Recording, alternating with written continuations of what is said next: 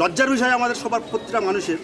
তারপরেও ওখানে যে গাছপালা কাটা হচ্ছে, গাছপালা কেটে যারা ফিশারি লিজ নিয়েছে তারা গাছপালা কেটে সরকারি সম্পত্তি নষ্ট করছে। আজকে সরকার একটা ম্যানগ্রোভ বাঁচানোর জন্য কোটি কোটি টাকা খরচা করছে। যদি ট্রাক লরি যা যাবে সব আমাদের বুকের উপর নিয়ে যেতে হবে, তবু আমরা এখান থেকে প্রশ্নের উত্তর না নিয়ে আমরা রাস্তা ছাড়ছি। বিজেপি শাসিত রায়দিঘি গ্রাম পঞ্চায়েত প্রধানের পদত্যাগের দাবি জানিয়ে পঞ্চায়েত গেটে আটকে রেখে বিক্ষোভ দেখালেন শিফলতলা কলোনি এলাকার বাসিন্দারা। অভিযোগ, পঞ্চায়েত প্রধান বিশ্বজিৎ সাহা অনেক দুর্নীতি করেছে এবং তার মদতেই এক ব্যক্তি অবৈধভাবে ম্যানগ্রোভ কেটে নদীর চরে নৌকো তুলেছে। তবে অবৈধভাবে ম্যানগ্রোভ কেন কাটা হলো, যতক্ষণ না পর্যন্ত তারা উত্তর পাওয়া যাচ্ছে ততক্ষণ এই বিক্ষোভ চলবে বলে দাবি বিক্ষোভকারীদের। ঘটনাস্থলে রায়দিঘি থানার বিশাল পুলিশ বাহিনী পৌঁছে পরিস্থিতি নিয়ন্ত্রণে আনার চেষ্টা চালাচ্ছে।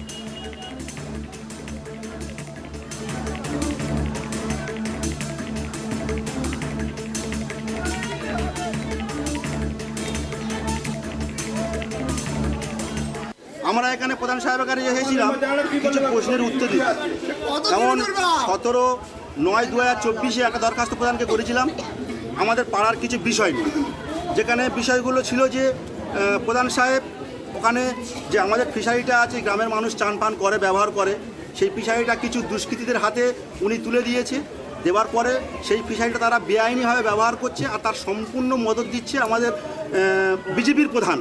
আজকের আমরা ওনাকে বিজেপির প্রধান আখ্যা দিলাম, এই জন্য আজকের আমরা সার্বজনীন প্রধান বলতে পারলাম না ওনাকে। লজ্জার বিষয় আমাদের সবার প্রতিটা মানুষের। তারপরেও ওখানে যে গাছপালা কাটা হচ্ছে, গাছপালা কেটে যারা ফিশারি লিজ নিয়েছে তারা গাছপালা কেটে সরকারি সম্পত্তি নষ্ট করছে। আজকে সরকার একটা ম্যানগ্রোভ বাঁচানোর জন্য কোটি কোটি টাকা খরচা করছে।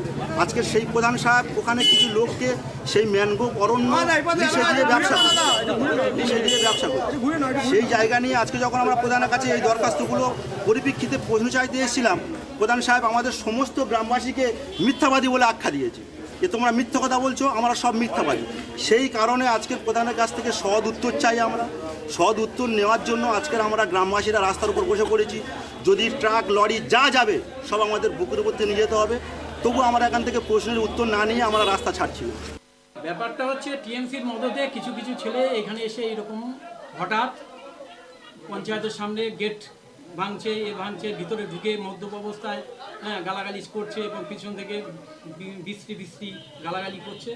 এই অবস্থা হয়ে রয়েছে।